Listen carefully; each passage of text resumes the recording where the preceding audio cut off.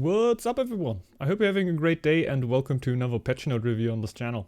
I didn't think we would see each other that quickly again for another patch note review, but we have a little bit of a Halloween update right here, which brings a few interesting changes into Northgard. First off, we have a temporary new map, which is called the Night of the Living Draugr, which is looking pretty interesting. Yeah, we're definitely gonna have a little look into that. But we also have a few permanent balance changes, which are also quite interesting. Sadly, we can today not join on the Northgard.net, where I usually do the patch note reviews. So we're just gonna sit here in Steam, and yeah, I hope it's not gonna be all too bad for you. Just like Northgard.net is down right now, so we gotta do it in here. The map, the Night of the Living Draugr map, is temporarily available, so you will only be able to play it until the 15th of November. So if you want to check it out, be sure to do it rather quickly, because you won't have that much time to do it. But now let's check out what the changes actually are. So the first new thing, of course, is the new game mode Draugr. It's a new temporary game mode. Welcome to our spooky special event, where you will be able to make battle in the terrifying new Draugr biome. In this temporary game mode, you will have to conquer your fears in the land of the living dead and face terrible new 8-legged creatures roaming the land of Northgard. What could that be? You might have seen it here already. Vikings. It is time to take back what is yours in the Night of the Living Draugr. So yeah, really cool little Halloween update right here. We can already see quite a few things here in the little video. Yeah, I think it's pretty interesting and pretty nice to play here. It also brings a few changes in there which might be a little bit bigger than you might think, but we're gonna check that out. So, however, if you feel like some of those creatures, oh yeah, I think that's very important to note. If you feel like some of those creatures have more legs than you can tolerate, you can activate an arachnophobia mode in the options menu. So yeah, you can already see we have spiders in this game mode.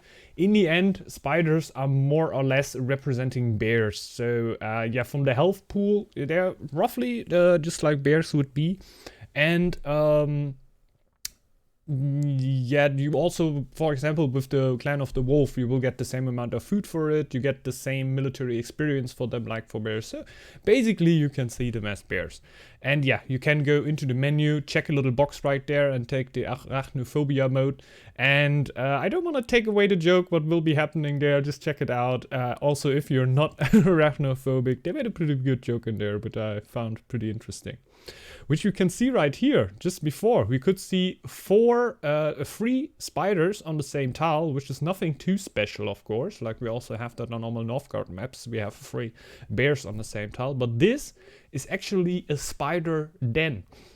So you will basically have a bear den on the map, which will respawn new spiders all the time. And therefore, for example, with the wolf or the lynx clan, you basically get so many resources of those spider dens, which you wouldn't get from other maps, which of course can be a little bit unbalanced, but is generally super fun for a game mode, which is of course temporary. So I think it's more about the fun here, and yeah, that definitely does its job right there. I had a lot of fun with this map and will definitely still be having a lot of fun with with this map in the coming week. And I also like the look quite a bit, like the dark look of it and the glowy shine of the of the fog of war basically is really interesting. Like really like it, and yeah, pretty happy that the map is around right here for the time being. Also, there is a new town hall skin. We can see right here a little bit of, yeah, we have a few spider webs on the town hall. Looks a little bit scuffed, but I think is really fitting for Halloween. And you can also get the chance to get this new town hall map if you finish a game of Northgard in the new Draugr game mode. Then you will earn the new town hall skin and you can claim it in your expeditions and also pick it after the event, I'm pretty sure. Which is pretty nice. So if you want to have a chance at this town hall here, be sure to check out the new Draugr map, which is also worth playing, if you don't really want the town hall, I can tell you. Yeah. with that, we already have the temporary changes. I don't want to take away too much from you trying out this map. There are also a few other interesting changes in there. One little change which you might oversee, which I definitely want to note, is that you can build a Scarecrow in your town hall. And I think you can actually build one every year, which is also pretty nice. I always like it if they have something seasonetic coming from the season, the current season, built into the game. Like I always also like the Christmas update where the villagers would just start building snowmen all around the map. They were always pretty nice. So, but now we're going into the clan balancing changes. These will of course be permanent. They will not be only temporary. And I feel like a super short time frame from the last update when they already made a few balance changes and now making balance changes again, which I think is really, really good. Staying up their toes there and now making a few changes to the clan of the Raven, which I think most of you already think is pretty needed right now. So, the clan starting bonus changed. The trade routes with homeland are available and earn more crowns. You don't get 10% more crowns from merchants and sailors. You now get 15% more crowns. So a little bit of a gold buff in there. Also, you earn fame by scouting neutral factions and enemy town halls, which can be super helpful to reach 500. I don't know how much exactly it is, but only getting fame for scouting everything is already super helpful, because as Raven you're gonna scout everything most likely, and if that can help you to reach this sweet 500 threshold, even better. Also, the great trade routes get a 10% discount. I think we are basically back to that what we were before, right? I don't know if the old discount is still going on, but I think this is basically how it were before, right? I'm pretty sure. Maybe I'm misunderstanding something. It were actually minus 20% or something, but that seems pretty overpowered. So I guess 10% were that how it were before generally. Maybe making the Raven an option for a trade rush in free-for-alls again. Who knows? Also, you can now spend crowns to accelerate the arrivals of new villagers into your town hall. I also didn't play around with that too much, but it seems super fun. And yeah, as Raven, you also always had a little bit of upper hand of villagers, since at the 200 fame bonus you would get 3 new villagers, which really helped you to boom out a little bit. You don't have that anymore. So now being able to accelerate the arrival of new villagers with gold definitely helps out, and let's see how worthy it will actually be. The price definitely makes or breaks it, definitely.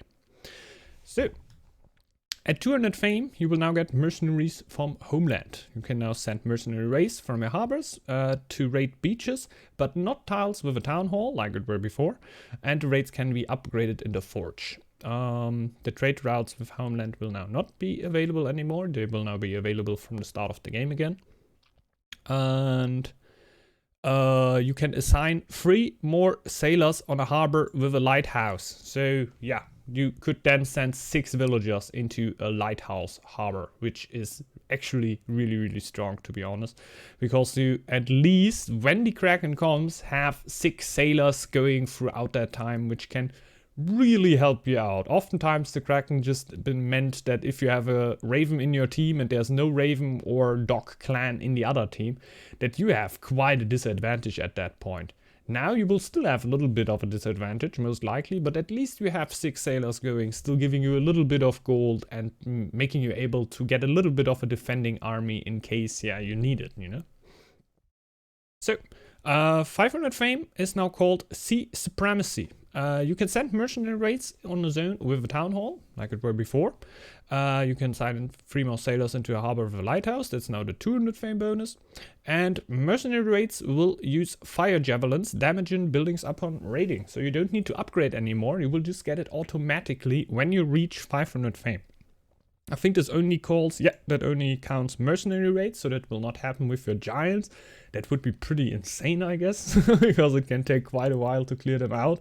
And in that time, your town hall might burn down, which could be a problem. But yeah, having the fire javelins for free now, pretty interesting. And yeah, maybe making the raids a little bit more worthwhile, because I always found the fire javelin upgrade makes them generally pretty worthy. It's just like you put a lot of time and iron in there. Now you can put your time and iron into just getting higher numbers of mercenaries to come with the fire javelins, what I think could make the make a tip over to being worth again and making the Raven a good raiding clan yet again. So negotiators also got changed, replaces now mining efficiency instead of shipbuilding, so we don't have mining efficiency anymore. Therefore, we get +2 crown production and 30% forging speed on negotiators, so we basically get mining efficiency just within there. So just a little bit of a lore switch there, and giving you the +2 crowns from the start of the game again. A little bit of a boost, so you can also colonize zones with gold. Like, it were always really helpful to get that early gold boost on Raven, and now we got it back again, and hopefully it will help the clan to perform a little bit better. So exotic goods. Harbor, trading post, and marketplace produce 1 happiness or 2 if upgraded. So a little bit more of an incentive to get trading posts and marketplaces. And I think a definite buff in situations where you might only end up with 1 dock, or in a free-for-all situation where you only have 2 docks. 2 docks would now mean if you build a lighthouse, you can only have 9 sailors in maximum, which can be not enough in a free-for-all game. So now you can also get a little bit of happiness for trading posts and marketplaces. Obviously, all your crown bonuses, which you can get from the start of the game, 50% more crown production, is already counting for this. So maybe making the Raven clan a little bit more versatile, since, yeah, exotic goods were definitely something that were important to note when you were thinking about that you how to set up your gold economy, right?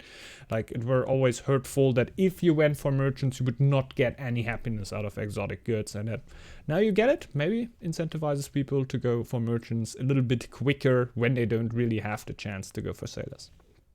So other changes, the raid upgrade now takes 6 months to forge with 1 smith. Okay, so 3 months with 2 smiths. A little bit longer now, but therefore you get the fire javelins for free now. So let's see. And you no longer need to activate the faster recruitment of mercenary raids, and it no longer changes the raid's cost. Okay, that's actually interesting. So yeah, I think the raid actually got more expensive when you went for the faster recruitment, which were a little bit like, oftentimes people just didn't went for it, right? Because you just had multiple docks, you would send your raids out of there, and paying more gold for being able to send more raids from less docks, then I'd rather get the exotic goods bonus, get a little bit of happiness then. So yeah, now it doesn't cost more at last, and is now an option if you, for example, only have 2 coasts and can only build 2 docks, and you want to send out more raids than you would actually can with 2 docks. So maybe opens up the door a little bit more for the faster recruitment upgrade for the raids. But with that, we're already done with the clan of the Raven, which definitely got the most changes here with the update. I really hope that it's back to the old strength, because there are a lot of Raven fans out there, I know, and yeah, it's a really interesting clan to play, which I really want to be in a good spot in Northgard. So the Kraken has now a whole Howl of the Sea Master change, the 500 fame bonus of them. You have the chance to transform an enemy military unit into a spectral warrior has been reduced. Okay. So yeah, your chance to transform an enemy military unit into a spectral warrior is a little bit lower now, which is like, this here is the most insane 500 fame bonus that is around in free-for-alls right now, right? And now having it a little bit weaker, it should definitely be better, because Kraken were just super insane in this time frame where Howl of the Sea Master were like it were before. I don't know how much the numbers got changed, but generally it should definitely be a good change, especially for free-for-all games, but also in team games. When Kraken reached an insane state, they were hard to stop at that, even with a full team. So the Endless Tide now only reduces the cost of military units by 15%. I think this is fully okay. Like, they were super cheap, and I think even with 15%, you're still gonna have that feeling of super cheap army, but it's not gonna be so insane anymore. I think that's okay. And Knowledge from Beyond got changed. It reveals the position of all neutral factions, so you don't scout them automatically anymore. You only see where they are on the map. And trade routes with neutral factions give +2 lore per merchant and +20 crowns and relationship. Okay, that's really cool. That's really cool. So, that were already it with the Kraken clan. We're going into the Stag clan, my personal favorite, of course. Supplies now arrive as soon as 500 fame is reached instead of the new year. Okay. Resources are then received every 12 months from the first reception. Okay. So as soon as you reach 200 fame, you now get your delivery. I think when you reached 200 fame before the first year ended, you didn't get instantly your resources. You needed to wait until the year started. If you got it later though, I think if I, for example, in June of 801, I got 200 fame, I got my delivery of that what I didn't get before. Like, for example, like if I in June 801 I would get my 50 50 50 and +5 stone, for example. But if I got it in the June of 802, I got 100 100 100 plus 10 stone. I think that actually stocked up at that point, even though I didn't really, that's were how I read it. I never actually got my fame bonus that late, but I feel like that's how it worked before. Now you get the 50 50 50 and +5 stone as soon as you reach the 200 fame. So just in that moment, there comes the next delivery. And if it were in June 801, you then get in June 802 the next delivery, June 803 the next delivery. It's basically working like the goat feasts right now. So I think this makes it a lot easier to understand how it works. I don't know if it's actually, is it a buff or nerf? I feel like actually it's a little bit of a nerf, but you're not gonna feel it, even though if you reach your it's really hard to say. If you reached your 200 fame in 800, it's definitely a buff, because you're gonna get your resources earlier than you would have gotten them before. If you reach your fame bonus at 802, it's a little bit of a nerf, I guess, then. But you, let's say, just reach your 200 fame quickly, and then it's gonna be good. It's that what you should do, right? So yeah, I feel like it can be a little bit better for experienced Stag players who reach 200 fame really quickly. So, we have a known issue. The description of supplies appears in English. Translations for all languages will arrive as soon as possible. So yeah. If you're playing Northgard on a different language than English, just wait a little bit and you will get a new language. Then of the Wolf changes. Let's see. Spoils of War gains some lore for each enemy unit killed, and with the Spoils of War you then get the opportunity that if you eradicate a faction, neutral, or a clan, you get 50 military XP. And that will now happen with your Spoils of War lore. So I think it will not be generally like this, but you get a little bit of a chance to still get military XP of killing factions by getting the Spoils of War here. I think it's a good change there. So, Clan of the Boar, a little bit of a nerf over here. The Mask of Gulin Borsti now only gives you +6 food instead of +10. +10 were insane, and the relic got more of a must, so everyone just went for it. So I feel like pretty good that there's a little bit of a nerf over there. They were pretty strong, but I think the Boar clan also has other things that it can go for. And even though you might still want to go for the relic for the +6, because it's not too bad, gotta say. I don't know if it's an insta rush anymore and like makes or breaks your game if you just go for the relic, even though going for the relic for the Boar clan is one of the easiest things, not one of the easiest things, but the clan where it is the easiest to rush the relic, because if there's a wolf on your iron, you just take the tile, it doesn't matter, you take the tile with the wolf and then you go for your iron and bang, you got the relic. So it were pretty straightforward to get the relic with the Boar. Now get a little bit less out of it, but I still think you have enough, and the Boar clan were in an insane state, I gotta say. Like I regularly reached around 3k gold in 803 games. I don't think that should be all too much of a thing. The neutral change definitely made the boar a little bit better, gotta say. And you now pay 150 lore to summon a giant boar. It is controllable as long as it's not in combat, basically like it were before. So, we have a Clan of the Snake change on the top of there. Guerrilla tactics now permanently increases your military unit's attack power by 1% by any unit slain in enemy or lost in enemy territory. That will be 30%, will be the maximum, just like before. And enemies' clans' relations are also affected when you are fighting a neutral faction, which I think is super interesting. You can destroy the relationship of enemies with neutrals if you attack them. That sounds super cool. You can definitely screw up the board there when it's just trying to rush its giants, for example, which I oftentimes like to do. You can just attack the giants and destroy the relationship with them. That's how I understand it. That should be pretty fun. Maybe I understand it wrong. Please leave it down in the comments if it's like actually the other way around. If the board gets a better relationship, don't really get how that is good for the Snake Clan, but maybe it shouldn't be good. But how I understand it, you attack the giants and you destroy the relationship of the boar also with them, which is pretty nice. I just imagine like your Snake Clan skirmishers just dressing like the Boar Clan warriors and attacking the giants, and they be like, "Oh, the boar attacked us." Maybe something like that.